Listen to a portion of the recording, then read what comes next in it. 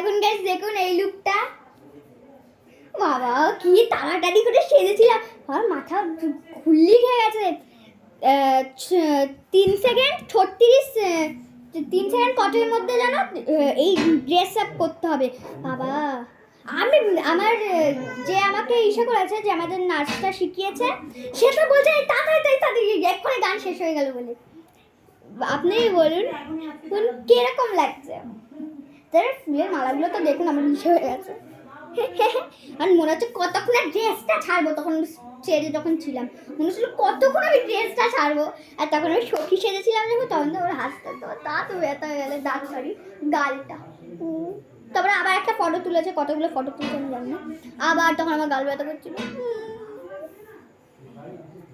তাহলে আলতা পড়ার সময় দেখুন কি হয়ে গেছে গাইস, কত তাড়াতাড়ি করে করতে যাচ্ছিলাম এর জন্য হয়ে গেল এরকম ব্লা ব্লা ব্লা ব্লা। কে হাত দেখবে, নাচটাই তো লোকেরা দেখবে তাই না?